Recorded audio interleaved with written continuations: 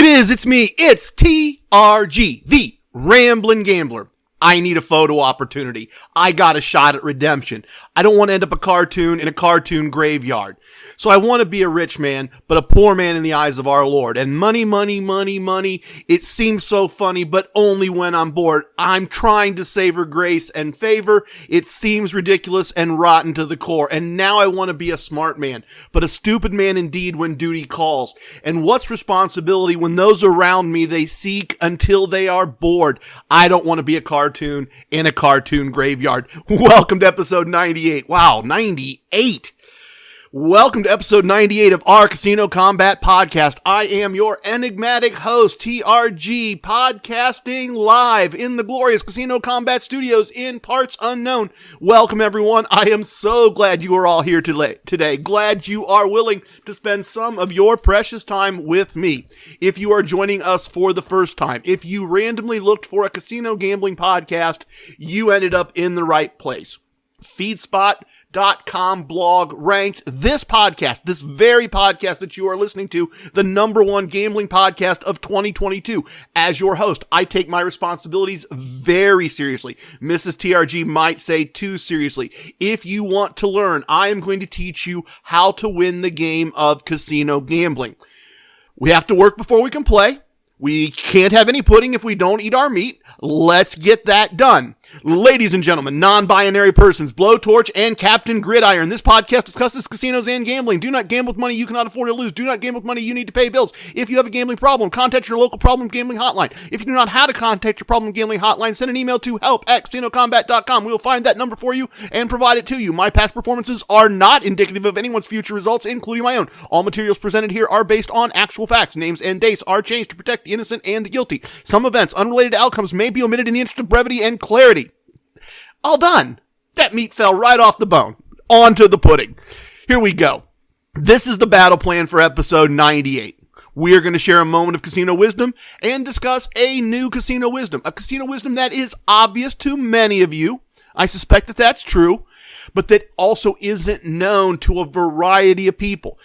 This is about making sure that everyone both knows and remembers a very important aspect of being good at the game of casino gambling. Casino wisdoms are there to help us in that process. After we have that moment of casino wisdom, I'm going to do a core concepts segment for you today. I have 2 points I want to make related to the simplest of the core concepts. One is quick and easy, and the other, once again, causes us to examine the gambling dichotomy, that eternal question, should I act as a hero or a crook? So we are going to make 2 points in the core concepts segment today when we talk through that. I am going to finish up in the virtual VIP lounge. I'm going to recap about 2 weeks of gambling in August for you. Just pull out the good stuff, make the important observations. Then we will have the official results for the month of August. Very simple, very easy. Going to try to be the professor that lets you out of class early on a Friday. We will see how that goes. You might want to still take the over on that if you were making a bet on the time. Let's be honest, there is a decent chance that at some point I will go off sideways and we will have a bit of rambling, and this may go a little long, but I am going to try to let you out of class early today. We went a little long last week, and I recognize that. Before we get started, let me mention a few items from the Casino Combat Galaxy. Let me mention some things that are going on that you need to be aware of. First up, yes, thank you to those of you who've asked. Yes, I was not 100% when I recorded the Core Koncept segment for TRG Wagering System 4. Voice was a little scratchy, little less than perfect. It needed to get done. It was not COVID. Thank you very much for asking. I just got a bit of a cold, felt a little bit under the weather, took a COVID test. It wasn't COVID. It was just old dude who tried to go a little too hard. Atlantic City, then just home, then airplanes and big crowds and Vegas and go. And I was a little under the weather for a few days. I actually took a few days off gambling locally to kind of regroup, recover, and toward the end of that process, recorded that segment. And those of you that kind of noticed, you're right. I was less than 100%. Sorry things were a little scratchy. When I listened back to it, I noticed it and decided it wasn't important enough to re-record that whole segment, and so we just went with it as originally recorded. Next. Inner Circle member, East Coast Emissary, is right on top of things. He has already done a flowchart for TRG Wagering System 4, Win More, Keep More. So 1 episode later, it has been posted for download in the Fred portion of the Casino Combat website. Combat is spelled with a K if you're just joining us. We did that for fiduciary reasons. We have also made sure that the downloadable version of the Book of Casino Wisdom is up to date, and all of our wisdoms are available to you as well. So important materials there on the website. Help yourself.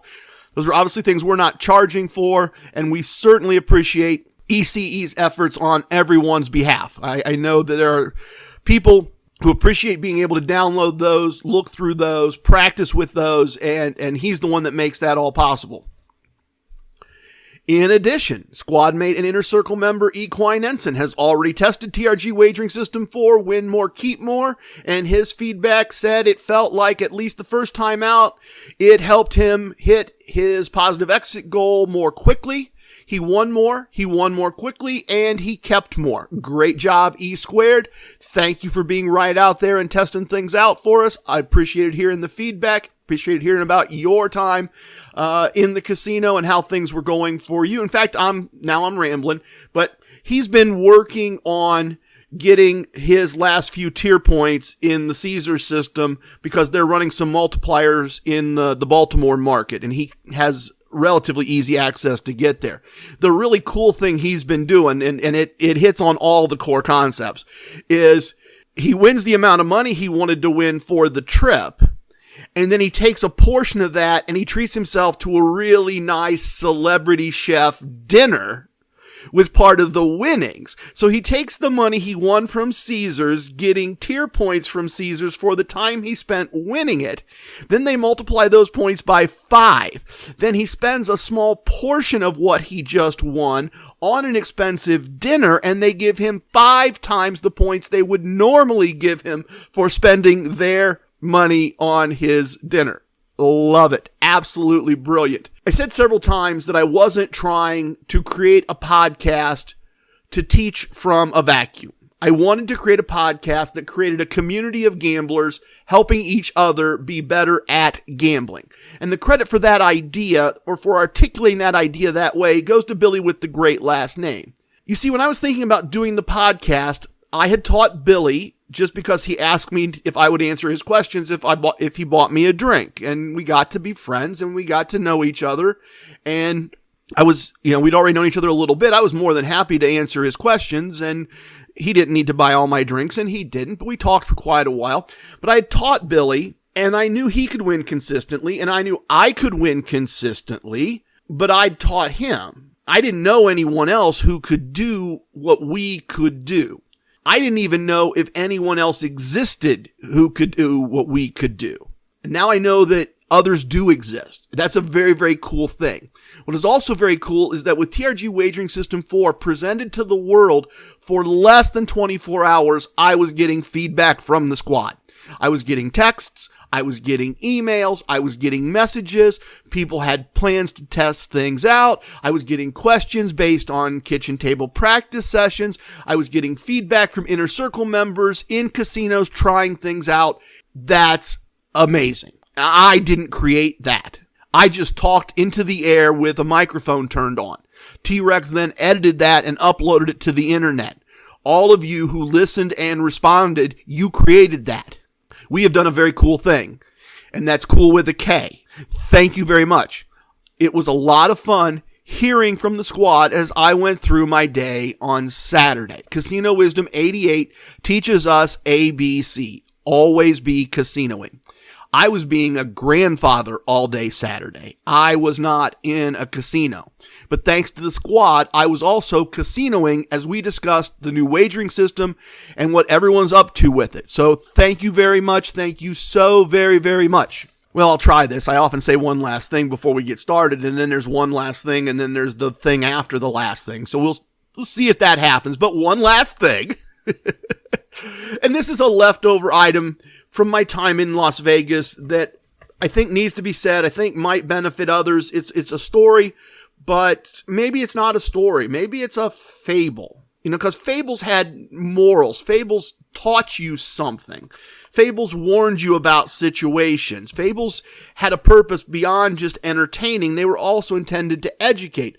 So this story is intended in that way. And it got left out, and I realized it got left out from the materials last week, and I wanted to come back to it. It's a standalone thing. It's unrelated specifically to gambling. So here's the setup. There was, the lease hasn't been renewed, so I'm not sure how long this is here, and I hope they relocate. They've said they're going to. There's a really cool kind of bull riding themed restaurant in the Miracle Mile at Planet Hollywood in the shopping mall called PB Rocks. Very cool place, kind of a cowboy bar, and we found it years ago. Apparently the cowboy theme doesn't fit the LA Miracle Mile motif, so they decided not to renew the lease even though PB Rocks wanted to. And so I wanted to stop down there and have breakfast one more time because they have a couple breakfasts that are available all day. And they're inexpensive by Vegas standards. It's not a super expensive breakfast. It's just a very basic breakfast. We're not getting all crazy and doing all. It's just eggs, breakfast meat, potatoes, toast, orange juice. Would you like a shot of Tito's in your orange juice? It's $3 more. It's that kind of place. And it's a very, in that sense, while I like fancy places, it's also a very me kind of place. And so I wanted to eat breakfast there one more time just in case they don't reappear on the strip somewhere. And so I wander down and I take a seat at the bar, and when I'm picking out bar seating, I thought smartly, I'm not so sure in hindsight, but I picked a situation where there would be a big pillar immediately to my left. And my thought was that if there was a problem of some type, not that I was expecting a problem, but that my thinking in the moment was if there was a problem of some type, at least I was protected on two sides. Unfortunately, I had my back to the room. But my thinking was in the time I'm protected on two sides. And so I sit down, somebody brings me a water, a bartender comes over to take my food order, and it seemed strange. She was like staring and like mean mugging, like looking aggressive, and it seemed really off. And so I placed my order. I ordered my eggs. I ordered my blah, blah, blah, blah, blah. Told her what kind of toast I wanted. And it just seemed really, really, really off and really strange. And then a waitress comes past me, behind me, and stopped. I don't know at the time that she stopped, but all of a sudden I hear, "Sir, are you okay? Sir? Sir, do you need something?" And I turn around thinking she's talking to me, and there is a very young, very large, tall, not big, but very, very tall man standing right behind me, like 18 inches behind where I'm seated, just staring straight ahead, not moving, not responding to this waitress saying, "Sir, do you need something? Sir, can we help you?" Just staring a hole right into me, right in the back of my head until I turn around. And he's not responding when I turn around. Big pupils, obviously some type of substance must have been involved, or mental illness, or both, or all of the above, or I don't know. But now I got him right behind me, not responsive. I've got a big pillar, a big wooden pillar 3 feet across to my left. I'm not going that way. I've got a bar in front of me. I'm not going that way. And behind this gentleman, in addition to the waitress who's talking, and now I realize what the bartender was doing, there's another waitress there, very tall, very athletic woman, looked like she could maybe play in the WNBA. And she's like, "Don't worry, I got this." And so I'm trying not to do anything confrontational. I'm trying to see if there's a place to move. I'm making sure that the vest is unzipped just a little bit and I can reach defense if I need to. And so all this is going on. They're trying to get him to move away. He's not answering them. The big future star of the WNBA is ready to pounce and assuring me that it's all going to be fine.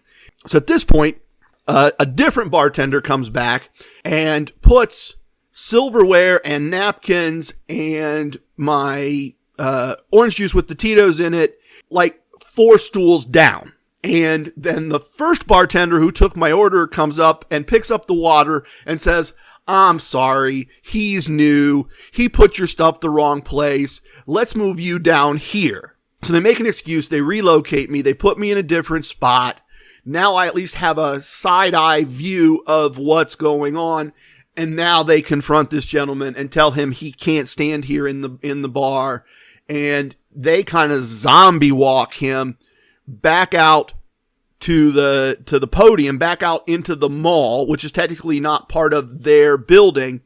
And I paid attention. I didn't think he was necessarily picking me out. At the same time, you don't know what someone's thinking in that condition, and if they've somehow fixated on you in some way, you don't know what is in the mind of another person. Certainly not in this case. I don't know what's in the mind of another person.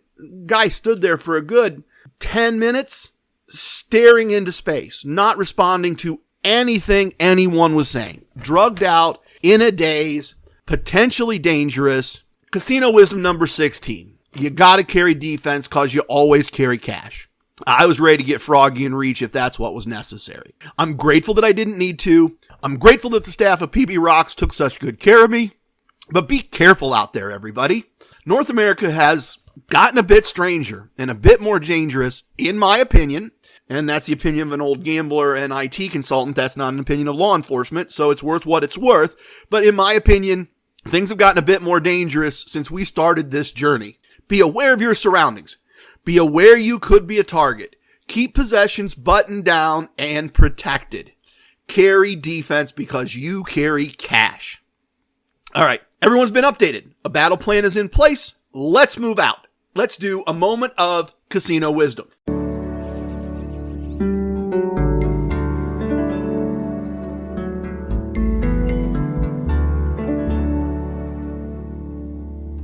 All right, well, those harps are so soothing. We are going to share a moment of casino wisdom, and we're going to talk about a new casino wisdom. Trace explained it, or observed that it was needed, when he was generous enough to guest host for me along with his lovely wife, Lana. He made an observation, and that observation needs to be a casino wisdom. So today I'm going to present to you casino wisdom number 66, and I'm framing it like this. Every time you get a new player's card, ask if tier matching is available. And that may be, like, some of you may be going, well, duh, TRG, of course. But see, everybody doesn't come into this from the same point on the journey. Everyone doesn't understand this the same way. T-Rex has actually been sending me some stuff from that Facebook group I was telling you about, Las Vegas Tips and Tricks, and there are people that legitimately do not know what a reward system is, how it works, or what a player's card is. They don't understand comps, they don't understand perks and benefits, they are new to all of this. And casino wisdoms are supposed to take knowledge about how casinos work, or information about how casinos work, how players work in casinos, and couple that knowledge with an action that's to be taken. And I do that in these short little words and phrases so that they'll stick with you, so that you'll remember them. I can't tell you how many times since Keeper of Wisdom created Casino Wisdom number 82 in honor of the 82nd Airborne Division that I got in a situation I didn't like partway through a casino process. And at least part of my brain is trying to find a way out. And then I'd remember that wisdom and go, no, there isn't a way out. The way out is to trust my techniques and to trust my training. So that's what wisdoms are supposed to do. And this wisdom does exactly that. And the important part here is the beginning. Every time you get a new player's card, ask if tier matching is available. And that's a bit extreme. And let me illustrate the extreme. Let me illustrate the ridiculous application so that you can eliminate that. You know, you have to say these things forcefully, and then someone looks at it and goes, well, not every time. Well, no, of course, not every time. But it makes more sense that way. Instead of once in a while, occasionally, use your judgment. So let me illustrate the extreme situation where you wouldn't do this. My home casino. I have a player's card in my card. I have a player's card in my vest. If I lose one of those, I need another one. I know the earning period. We're in the middle of the earning period. I know they don't tier match. I know the answer to the question. It's a casino brand with 2 casinos. If I lose one of my cards, I drop it when I'm swiping to get into the parking garage. It falls on the ground. I need a new one. I do not need to ask them if they tier match when I go. They just gave me my new card a couple months ago. I know the promo, but in general, whenever you get a new player's card, every time, it should at least go through your mind. Maybe that would have been a better way to say that. Evaluate and analyze if you need to ask about tier credit matching. That's a mouthful. That's ridiculous. It should not be Casino Wisdom number 66. Every time you get a player's card, stop for a moment and do analysis to determine if you should ask if tier matching is available. That sounds ridiculous. So we're going to leave that as written, and let's talk about situations where this does apply. Let's talk about the spirit of the Casino Wisdom, not the letter of the Casino Wisdom, and eliminate those few minor outliers. There are multiple situations where this does in fact apply. And the most obvious, the one that Trace was focused on, is if you've never had a player's card with a particular brand, and that brand might in any way compete with another brand, and you have a high card, a high tier card of theirs, and we're talking tier 3, tier 4, tier 5 cards, you're not going to generally get tier matched to tier 1 or 2 in general. If you know different, send me an email, tell me. But in general, this applies if you have a tier 3 card, a tier 4 card, a tier 5 card, and that card is in competition in the region or area that the new casino you're talking to is in, see if they will tier match you. Trace shared his example of that twice while he was my guest host. It happened to him at Philly Live. It happened to him again at the Hard Rock. He got a nice bit of free play from the tier match at Philly Live. He got free parking automatically at the Hard Rock, and as he and I were kind of sharing notes back and forth, it turned out it really helped him because he and Lana, when they left the Hard Rock, left by cab because they'd been drinking, had not driven down intentionally because they knew they'd be drinking, and when they got back, Trace discovered that he had a couple $100 chips in his vest pocket. So when they checked out of the hotel and drove to the Dolphin watching, they left 15 minutes early. They were able to park for free, run in, cash the chips, see if they had any more free play, ABC, always be casinoing, and then go on with the Dolphin watching part of things. So Trace gave us a couple great illustrations of the most common use of this. To level up quickly and without gambling with a new casino and a new brand. So you should always ask in that situation. That also means that, or maybe I say it a different way, another excellent example of a situation where this wisdom would apply is if you were getting a replacement card from a brand that you had not visited in a while. And maybe you hadn't been there when they switched brands. That would be a great example. Trucker Mike was not around Bally's when they switched in Atlantic City from being a Caesars property to being just their own brand. So when he was there on a Caesars trip, he wandered down to Bally's, got a new card, asked about tier matching, got matched to their 3rd tier, which got him into their VIP lounge, and as a thank you for him doing the tier match, Bally's gave him several very nice, very large free bets based on their records of his play when he was there as a Caesars guest. So the very fact that he asked about a tier match not only got him into a very cool VIP lounge, but also got him some free bets to make at the blackjack table. The other situation that I will highlight is the same idea, but if a new earning period has started. So the way it works is usually this. Earning periods are either the loathsome every 6 months or the more normal once a year. And sometimes it's January 5th and sometimes it's January 30th. And I think my choice uses June 1st for whatever reason. So each year it's different. Each casino brand uses a different casino year. But when you cross that line, you have to get a new card. And that new card is going to reflect whatever status you've earned for that previous earning period. But if there, for instance, I walked into an MGM property, the year had rolled over, I had my Caesars card for the new year, which was a third tier card. MGM, based on my play the previous year, was going to put me at their second tier. When I said I needed a new card, I gave her my Caesars card and said, am I correct? You match tiers with Caesars? And she said, oh, what card is? Oh, yes, we do. Just a minute. I just have to have my boss approve this. Just 1 second. Can I have your ID? So she took my driver's license. She took my player's card. She showed them to her supervisor. He initialed a form. She dropped the form in a box and she printed me my tier 3 card, not my tier 2 card. So that's the other situation in which you would want to ask. Start of a new period.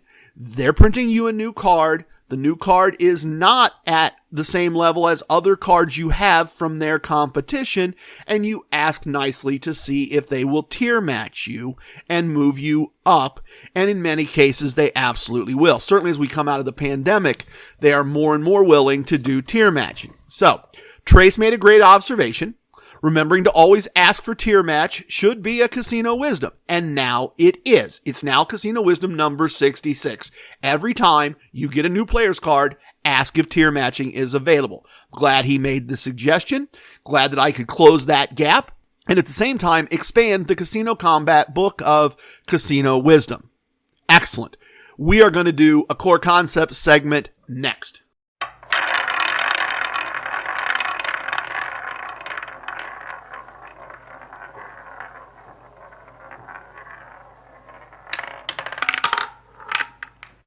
On our website, casinocombat.com, the core concepts of Casino Combat are explained in a blog post.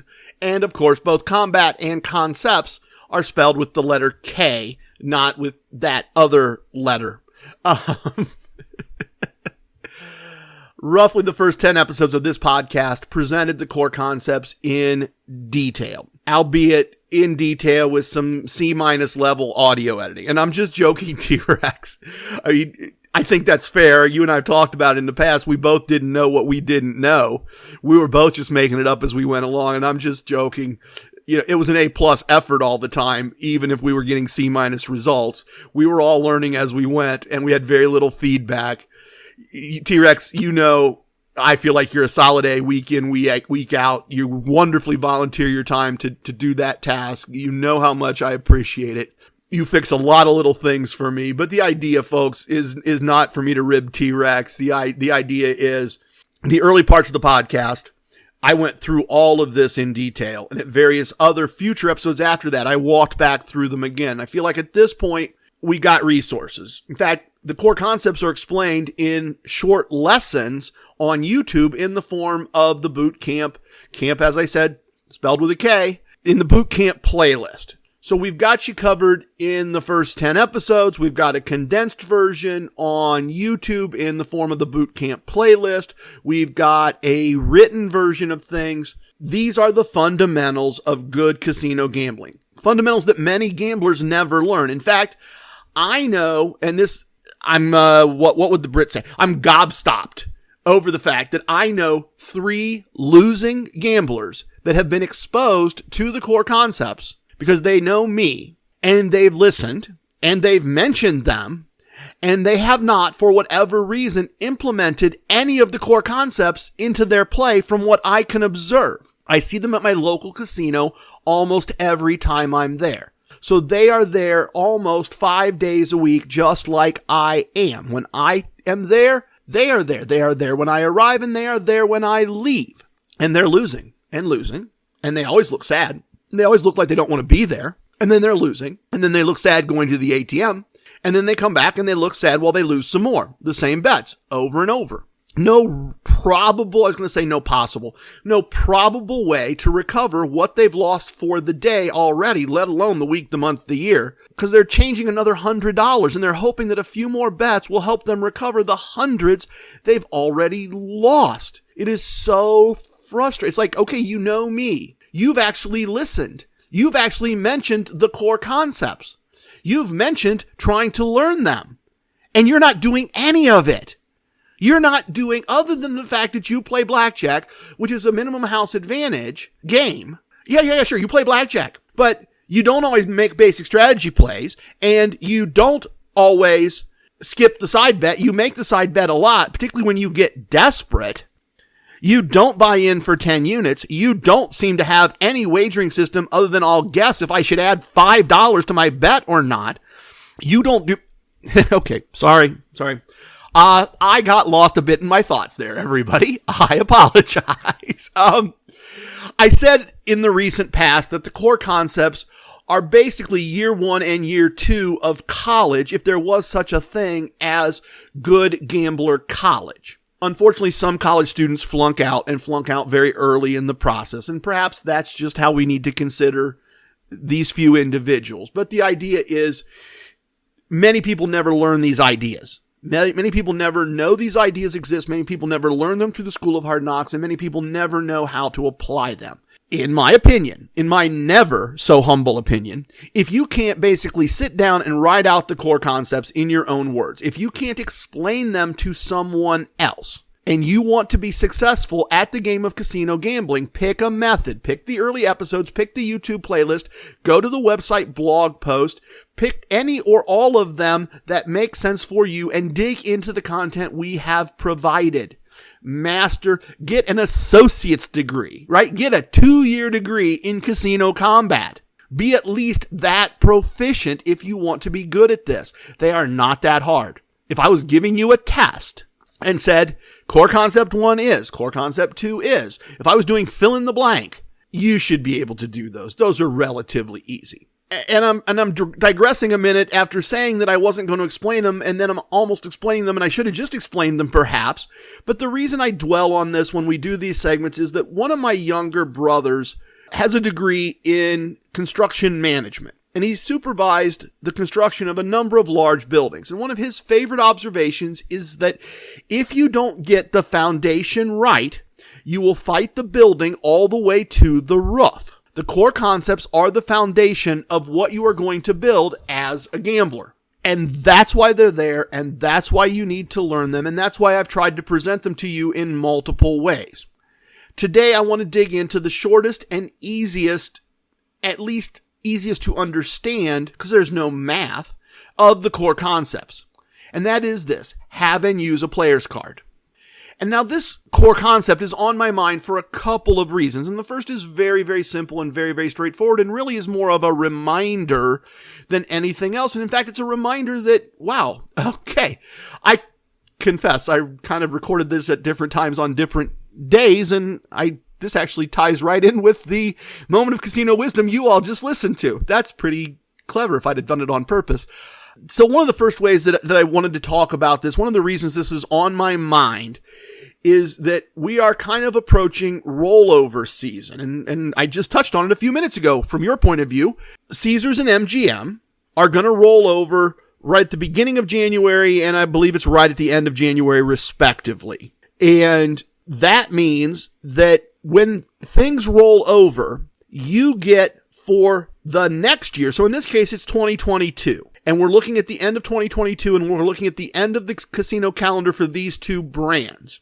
And so on January 5th, when you walk into a Caesars, they're going to want to give you a new player's card, and that player's card is going to match the tier you earned in 2022. So whatever you are when 2022 ends, if you're their top tier, if you're 7 stars, you will be 7 stars for the whole following year. You will be 7 stars even if you don't ever gamble. If you just stop gambling, you will still be 7 stars. If you live in and around Las Vegas, you will still get all the perks and benefits that go from being 7 stars. You'll still get to cut the lines. You'll still get all that kind of stuff. If you're in Atlantic City and you earn 7 stars in 2022, in 2023, for the whole year, you'll be able to get into the 7 stars lounge regardless of how much gambling you've done that year. So that's how rollover happens. And the reason it's important is that we're at the time of year where you need to look at where you are in each rewards program. You need to decide if you're good with that And if not, you have time to fix it. You have time to sort things out. You have time to find tier multiplier days. You have time to look at things and say, where am I? Where do I want to be? Is where I want to be possible? Like, for instance, if I said to you, I looked at where I am and I'm 5,000 points short of Caesar's diamond tier and I want to be 7 stars. Well, I would need to get busy. I would need to find a way to gamble and spend a lot of money at Caesars because I need well over 100,000 more points, way more than 100,000 more points to get to 7 stars. Not really a reasonable goal. At the same time, between spend and gamble, if I'm smart with things, it's not impossible to get to diamond status again. And we know that diamond status is very, very important. Diamond status with Caesars gets us no reward or resort fees when we stay in their hotels. It makes a comp stay a truly free stay if you earn an extra few points. Way, way, way back in the beginning of this podcast,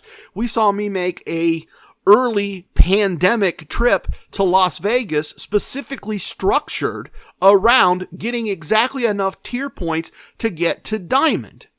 An accomplishment that then saved us thousands of dollars over the course of the year and let me match into the same status in multiple systems. This is the time of year to evaluate, figure out where you are, and make a plan on how you're going to get to the right tier. Mrs. TRG and I are going through this exercise right now. Where are we in the 2 systems that we are valuing?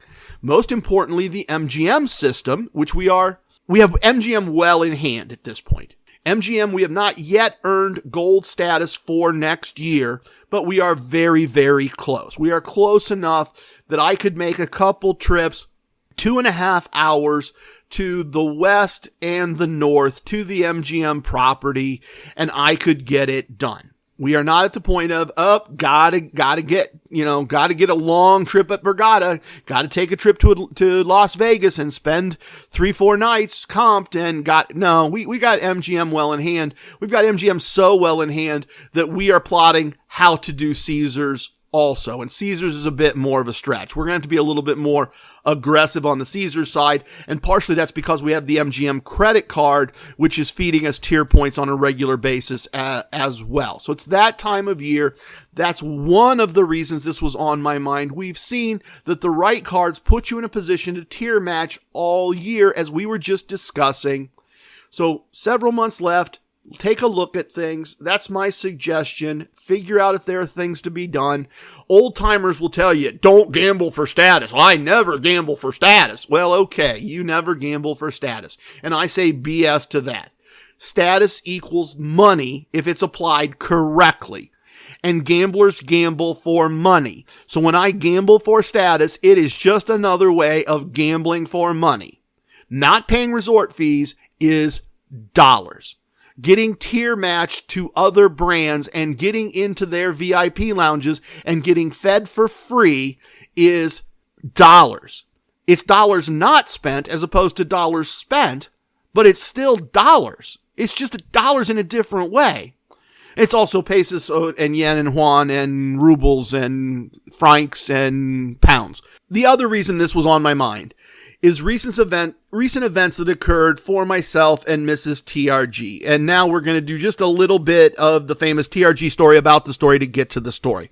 Mrs. TRG was able to gamble with me locally this summer in a way she really wasn't able to last summer with how everything went. Just more open means more opportunity. And she was able to do more gambling with me. The fact that she moved her unit size up so that she could actually gamble at our local casino a little more also helped. So we found ourselves, as we went through the summer, in situations where she was getting really good comps locally, both at our local full-service casino and at the associated horse track with the slot parlor that's part of the same brand. She had good comps at 2 locations within a very short distance of our home, and a very short distance of each other, and a very short distance of where our grandson and granddaughter live. And she rightly wanted to take advantage of those comps, the free play, the gifts, the food comps, the all of that. So we've been doing things together, and that has no bearing on having and using a rewards card. But she's also been sometimes going and doing things by herself. And in fact, when I was in Vegas, she went and did things for herself because I wasn't in town. And that brings us to where we are. See, for us, for Mrs. TRG and myself, this is a model for what our lives might look like when she's retired next year and has her own life and her own schedule that has nothing to do with a work component. And that also creates what some might consider an ethical dilemma as it relates to having and using a player's card, our core concept that we're talking about today. And I have said many times that as a dreamer of dreams and a traveling man, I've chalked up many a mile. I read dozens of books about heroes and crooks, and I've learned much from both of their styles. I find, in my experience, that hero or crook isn't really a simple distinction sometimes. There is a gray area now that with Mrs. TRG's situation we get into. And that gray area is sharing players' cards and comps with someone you trust. That's a gray area move. That's a consideration. That's a choice. That is a gray area. If you have someone you trust, and if you can both play on this in the same places, and if you can't play in those places always at the same time, do you share a player's card? And obviously a spouse is the best, safest way, we would hope. We would hope a spouse or a partner is the safest way to do that. So in that light, I've walked around it a bunch. Both Mrs. TRG and I have the local player's card for ourselves and for the other person. She has hers and mine. I have mine and hers for the local casinos. And we use as much of the benefits for both of us as we can when either of us is there without the other person. And let me give you some examples of that. Mrs. TRG is currently employed as a school teacher. She cannot often get to the horse track with the slot parlor that's part of our local brand during the week. So when I go on the day when her tier level's one lower than mine, when her tier level gets a lottery ticket, I plan around my promotions. That's one of our casino wisdoms. Although in this case, I plan around our promotions. So I go and get my free play. I go and get my free cutting board, rolling pin, grill, whatever it is they're giving away. And I do that on a day that has a gift for her tier level as well. So couple weeks ago, I play my free play, I play her free play. She can't be there. I get my grill, I get her free lottery ticket because they don't check picture ID. My local casino, the full service version of the same brand, if they're going to give you a $2 lottery ticket, you're going to give them a picture ID that matches the slip you printed at the kiosk. But at their other location, their board, you just hand them the slip. They don't look at it for 30 seconds, and they hand you whatever it is they're giving away. So I got my stuff. I got her stuff. I played my free play and got the money. I played her free play and got the money. Using TRG slot strategy 1, of course. TRG slot strategy number one. Walk in, put in the card, take all the winnings from her free play, put in my card, take all the winnings from my free play, go to one part of the casino, get my grill. On the way out, stop at the other part of the casino, get her free lottery ticket, collect all of it. Likewise, when I was away in Las Vegas, she had good comps and gifts, both places. She actually made the weekly run to get my free play and all of that, and my grill tools to go with my grill, right? Because she did the same thing. They don't check ID. So she prints out my slip for the grill tools, takes it up, gets the grill tools, gets my free money, gets her free money, and walks out. And then she goes to my local full-service casino right after that to get her grocery store cards, which were really good, worth making the trip down to get. Free groceries is nice, folks. So after she does that and plays her free bet, she uses my card, because again, they don't check ID in the garage. She uses my card to get her parking comped on the way out. She plays my free play. We take care of each other's benefits when the other can't be there. And there could be a problem with this. Before somebody points it out, I'm aware. The problem would be if she had my card, she was playing, or vice versa, but if one of us had the other's card and we're playing the free play, and the free play generated a hand pay jackpot, which is a jackpot of more than $1,200, we're aware the casino might look at the card in the machine and ask for ID because they have to take taxes, and then refuse to reward the jackpot because there was some fraud involved here. There was some fraud involved. They would be perfectly justified to say, TRG, you are not Mrs. TRG. This was not your free play to play. We're not giving you the money. And there's a moment where that would be heartbreaking, but it would be good content. It is what it is. Neither of us has ever had a hand pay in all our years of gambling. And we're not big slot players. That's not necessarily surprising. But we've never had a hand pay. We've never won more than $1,200 on a slot machine. So we're willing to take the tens and hundreds that come from playing each other's free slot play and risk the fact that at some point in the future, we might not get some big payout. It's possible. We acknowledge the risk. But there you go. The practical side of having a player's card, which is that this year, or this time of year, it's time to plan your strategy for the rest of the year. And then a hero-crook dilemma that you will need to resolve for yourself and decide if you have someone you could share a player's card with, if that's something you actually want to do. You have an option, you have a choice, and if you didn't know about that crook option, at least you know that is an option. All right. The last thing on our battle plan is an important one, perhaps the most important thing that I do every month. I have observations from a couple weeks of gambling and a full month of results, the month of August 2022, and I'm going to share all of that with you in the virtual VIP lounge. A little bit of the bubbly. Welcome to the most must-listen-to moment in reality casino lifestyle podcasting, the Casino Combat Virtual VIP Lounge. A VIP lounge of the mind, but that means it should be your perfect VIP lounge. We have restocked the bar and the buffet with the best virtual everything and virtual anything. Make a virtual plate, grab a virtual drink. I do have a beer open here to enjoy. Please feel free. Pause me, come back, but pause me. Grab something to eat, grab something to drink. That's what VIP lounges are for. A place outside the casino to take a little break, talk with old friends, meet new friends before you get back in the game. Little place to relax, refresh. And what we're going to use the VIP lounge for today is, one, I'm going to do some results for you. I'm going to pull some things out. I'm going to talk a little bit about the last part of August, and then I'm going to do the full results for the month. We're going to do all of that. And the reason I'm going to do that is because it is all the stuff you have heard before in terms of results. It's all stuff you've heard before. It's all stuff we've done. It's mostly local gambling with just a little traveling. So I'm going to be quick about that.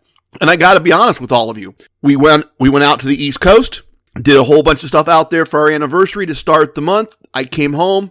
I went out to Las Vegas, spent a bunch of time out there, and I got home from Vegas, and Mrs. TRG said, "Welcome home. How was your trip?" And I said, I must confess, I could use some rest.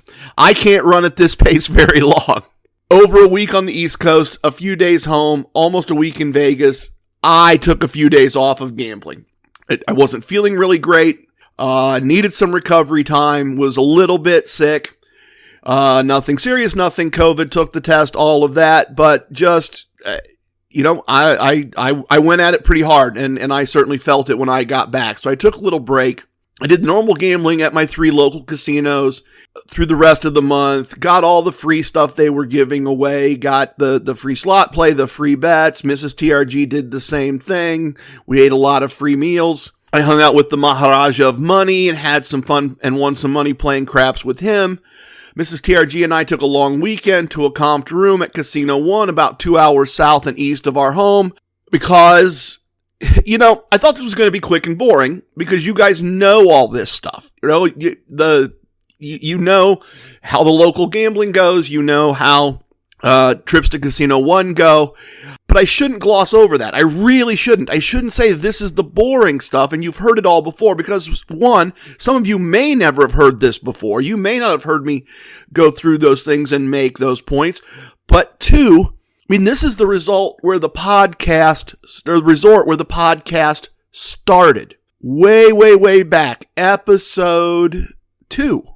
It has to have been episode 2 without going back to look. We were terrified. We were absolutely terrified. We left our house where we'd been locked down for weeks and weeks and months, and we left in many ways thinking we might get to the resort and decide not to go in, or we might walk in the front door and decide to walk right back out, or we might check into the hotel room and walk out, or we might go down to the casino and run back to the hotel room and then run. We went to this lovely resort to start the podcast in the middle of a pandemic. And part of the goal was to show you that we would get comped and we would win money. And that you could do that too if you were able to learn what I was going to try to teach. Our promotional offers from this casino does not include 2 comped nights. It does not include a Saturday night comp. But as the school year starts, Mrs. TRG wanted a weekend away, and she was willing to rush home from teaching on Friday, grab a bag she'd packed, toss it in the back of my SUV, and to head out so that we could have Friday night, all day Saturday, and brunch Sunday morning, and hang out there. She wanted to go to the pool. They have an outdoor pool. She knew it would be closing shortly for Labor Day, and she just wanted to go spend her Saturday hanging out by a pool, soaking up some sun, enjoying the nice weather. And I sent one text. I sent Bubba one text and said, hey, can we come down Friday and Saturday? And he said, yep, your room will be all set and ready to go. That's a very cool thing to be able to do. To know that your play is such that you can just go take 2 nights in a resort, hang out, have fun, win some money, and we have done that so much now, and I've shown it to you so often now that I was prepared to sit here and say, oh yeah, I don't have to tell you about it, it was boring. You know, think about that. It wasn't boring at all. It was great. There are all kinds of people that would love to be able to do that and either don't know it's possible or don't have the right skills. So as I said, Mrs. TRG wanted to hang out by the pool. I did a very not me thing, but I'm learning. I'm learning to do some less than me things. I went to the spa and got a massage. Took a couple hours off of gambling, and while Mrs. TRG was at the pool and then coming back and taking a quick nap and then getting ready for dinner, I went to the spa. I got a massage. Really enjoyed it. As I said, we won money from them, not a lot for those couple days, but more than a day's pay after expenses. If you can do Casino Combat and you have a casino similar to Casino One, you can do the same thing. And I'm showing you how and have been showing you how and will continue to show you how. What else? What else stands out to me from that block of 2 weeks? We hit Tier 3 of the Meta Martingale a couple of times. If you are not familiar with the Meta Martingale, it is a wagering process that layers on top of my other 3 wagering systems. It adds a risk of bigger losses, and it also adds more consistent wins because since your unit size goes up as you have losing tables, if you have one winning table, you get everything back as a Martingale should and a profit. So I hit Tier 3 of the Meta Martingale a couple times. Oh, episode 64. I'm sorry. I've talked about it in a number of places, but I talked about it in episode 64 for sure. And I've talked about it some recently. So I hit Tier 3 of the Meta Martingale a couple times. One, hit a negative exit and left the table. Took a break. Great fountain. Nice bar. And I say, okay, so I played a couple tables and lost. Doubled my unit size, lost, doubled my unit size again, and lost. Negative exits all the way through. And as I said, I took a break because after you've done that, after you've done 3 tables and lost 3, you need to take a minute, take a beat. But the reason I brought this up is that the next 4 tables at just a Tier 1 unit size won it all back and more. And then the next time I hit Tier 3, in a third of a shoe, I had all the winning I needed to do and a good bit more. And I was up and out with the Meta Martingale, finished with the profit for the entire sequence and 3 days pay as my payout there after what I had lost. So the Meta Martingale did really what I expected it to do in that case, and in the previous case it didn't, but then basic play quickly won the money back. So even that wasn't It wasn't problematic in terms of big picture profit and loss. I have started doing craps a little bit more as a just to hang out, kill time, and make a little money thing. And I've been buying in with 10 of the table minimum units, whatever the table minimum is. I wait for a point.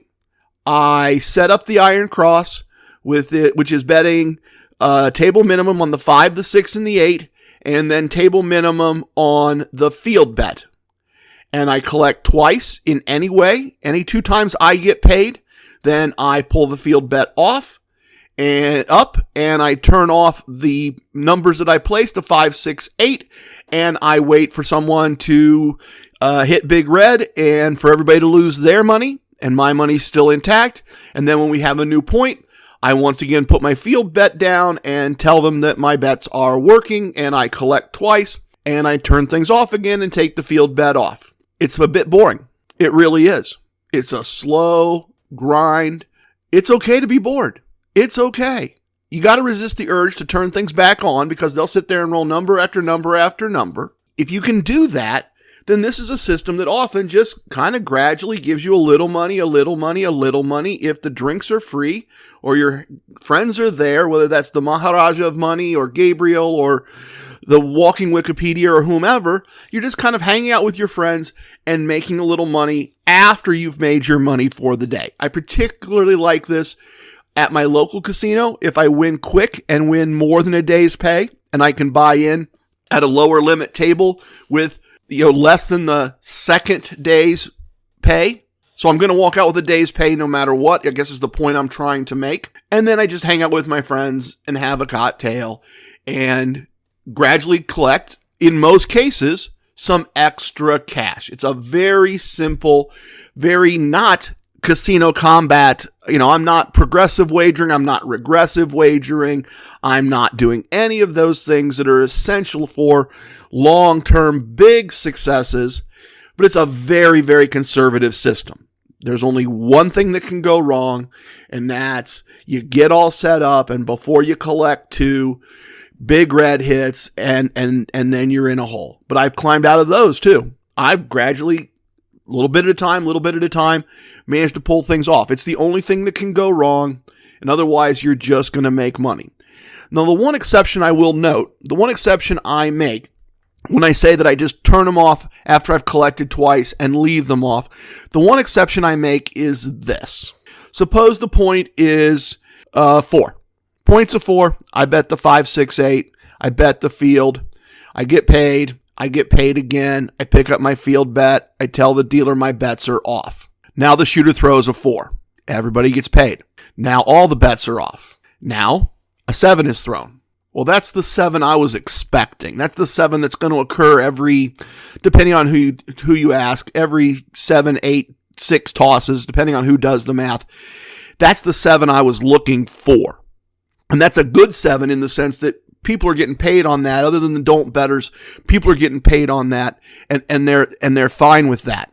If that's happened, if that 7 that I knew had to come up about that time shows up, then when the next point is established, even though it's the same shooter, I will put my field bet back in place, and I will look to collect 2 more times and then turn things off again. I did have a situation where a shooter had the dice for a long period of time and created that scenario multiple times, where they'd hit their point, then throw some 7s and 11s, and then make another point, and I'd go back on and collect twice and go back off.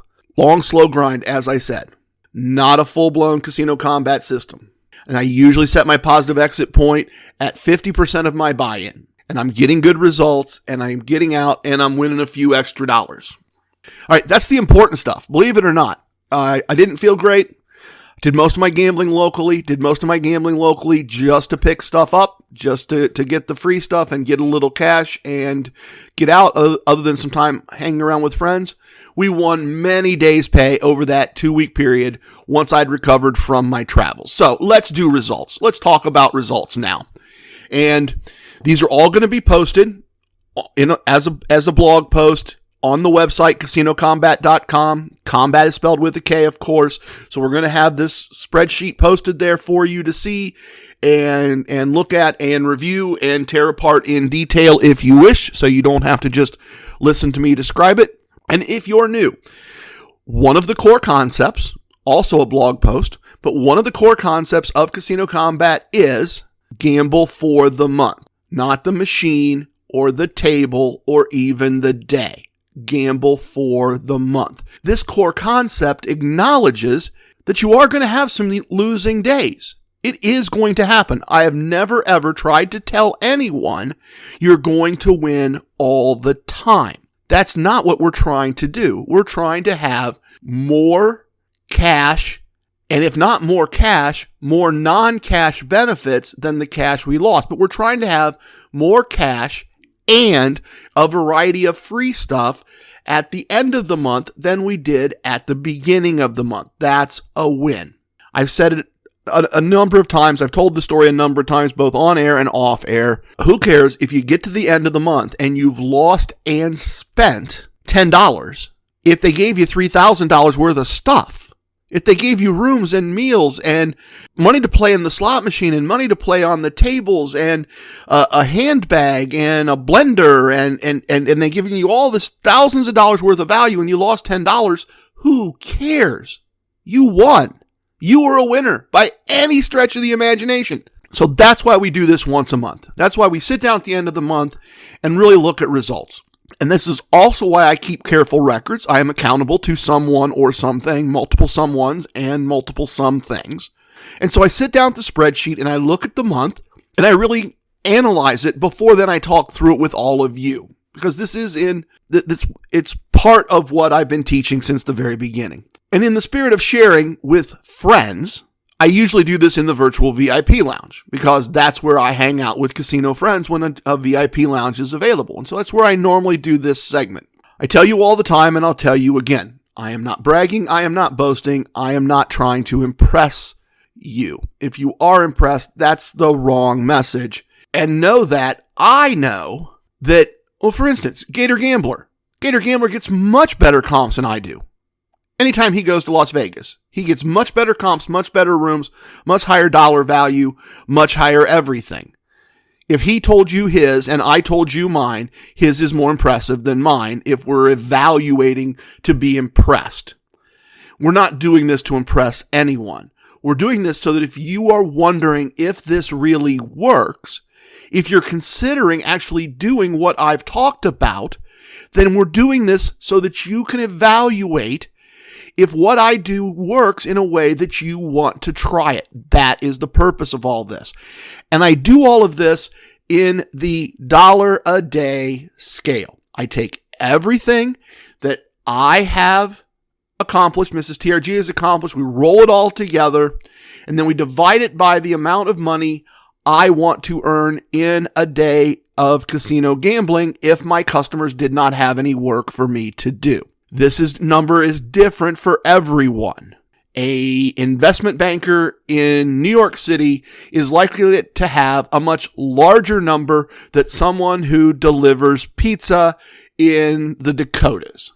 It just stands to reason that a clerk at Target is going to have a different number than a lawyer in Chicago. That just makes sense. And no matter how you do it, if you use real numbers, some people are stunned that you won so much, and some people can't understand why you bothered to win so little. It's irrelevant. What is relevant to everyone is how many days would I have had to work at my real job, assuming you have a real job, but how many days would I have had to work in order to get that money? And everybody can do this, right? If you make $10 a day, in a third world country, no disrespect to third world countries, your wages are going to be very small, but you still know what your dollar a day is, and you can still multiply your number by the number I give you because I'm doing it on a $1 a day scale. So if you're the investment banker, multiply by that number. If you work as a cashier or deliver newspapers or anything else, multiply by that number, and we'll all know where this fits in our life. Okay, I told you we'd be posting this on the website, so let's take a look. Let's see what we got here. Okay, tables. We have a profit. Hey, we got a profit. Actually, that shouldn't be surprising if you've been listening to previous episodes. We profited at $1 a day, $37.17, rounded up, call it 18. $37.18 is what we won playing table games this month. We played, wow. I'm kind of looking at this for the first time, at least for the first time in a bit. We played 200 blackjack tables over the course of the month. A lot of time in a lot of casinos. We had 89 winning blackjack tables and 111 losing blackjack tables. We won, let's look here. So, less winning tables than losing tables. That's two things. That's the meta martingale doing its job, because some of those winning tables, the unit size was doubled or the unit size was quadrupled. So we can do that. We can have more losing tables than winning tables and still win. I will also tell you, and I don't like to get into this too much because there are months when it's reversed or there are months where it's different, but Mrs. TRG had a rough August. She did not have a winning August. And I try not to get into breaking out her results versus my results and the difference in her play and my play. We're a team. It's our money. But some of those losing tables were her tables, and then I held things up because I had larger unit sizes in many cases. I played a total of 6 craps tables. 6. And I suspect that doesn't include bubble craps. It doesn't. I apologize for that. I got to get my formulas updated a little bit. That does not include bubble craps. So there's a little bit bigger number here. We'll see that in the final numbers. It'll all be there. It's just not in the actual craps numbers themselves. 6 winning, 6 losing craps tables. So all good there. Slot machines played with cash. Oh, profit and loss from slots. We lost $3.54 on the $1 a day scale. We played a total of 57 slot machines with our own money.